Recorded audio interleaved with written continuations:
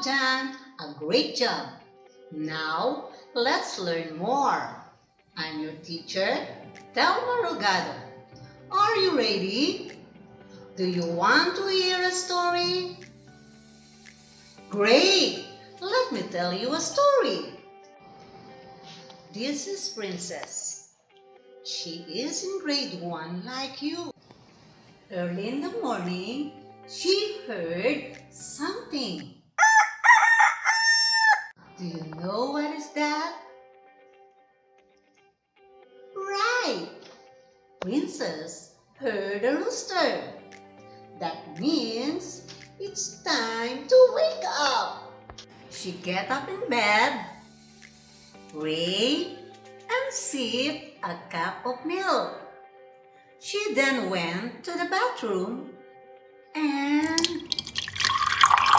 Where does that sound came from?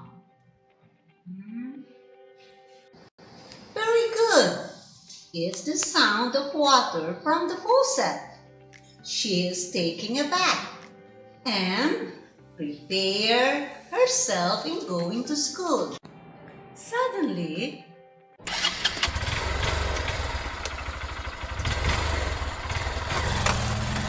where's that sound came from? Right! It came from the motorcycle of her father. Her father is ready to bring her to school. At the door, she heard a jolly sound. What do you think is that? Right! It came from her lovely pet birds greeting her before going to school. In school, she heard different sounds coming from her classmates, talking and laughing. How happy they are! They sing and dance. Where do you think it came from? Right! That sound came from the speaker of the radio or stereo. They all enjoy the lessons at school. Then,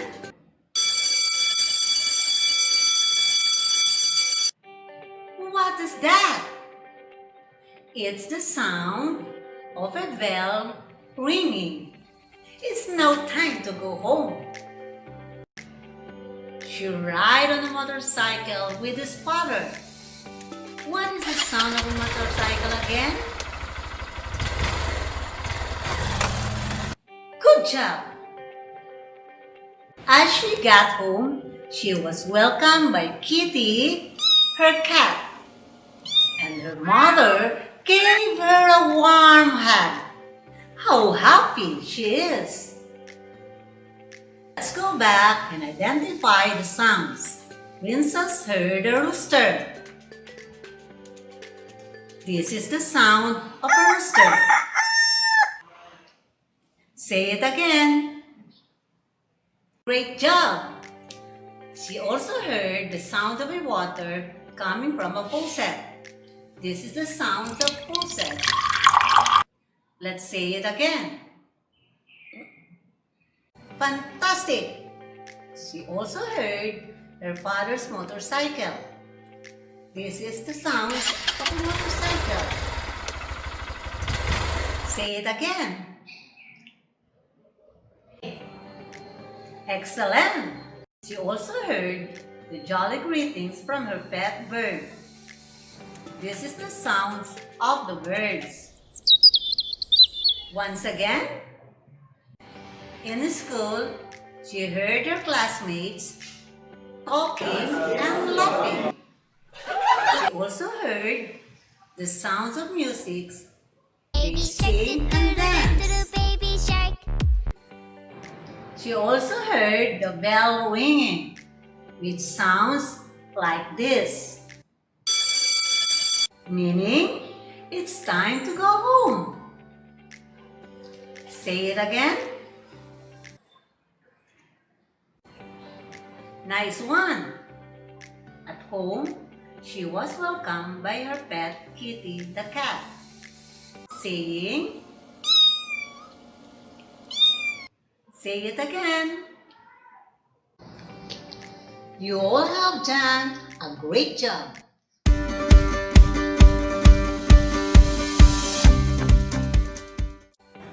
We hear sounds everywhere.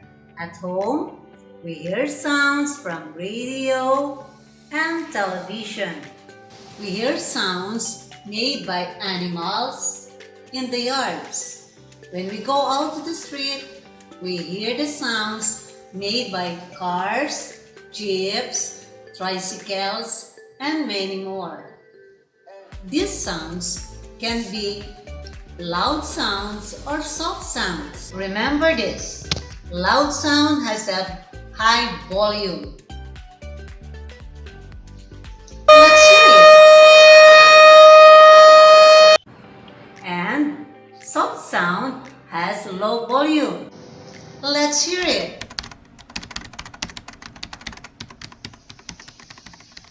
Let us compare the sound produced when a person whispers into someone's ears. Hey, it's me. And the sound produced when the same person shouts to a friend across the playground.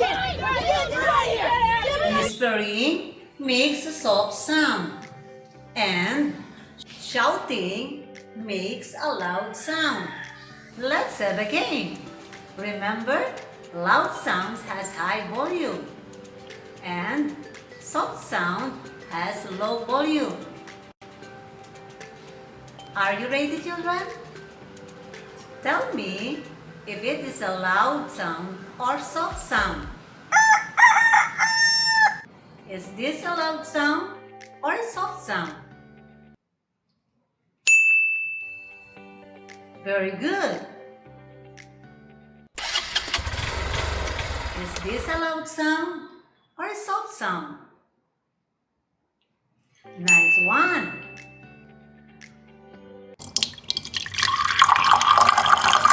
Is this a loud sound or a soft sound? Great job. Is this a loud sound or a soft sound? Nice. Baby shark. Is this a loud sound or a soft sound? Nice job. Is it a loud sound or a soft sound? Very good.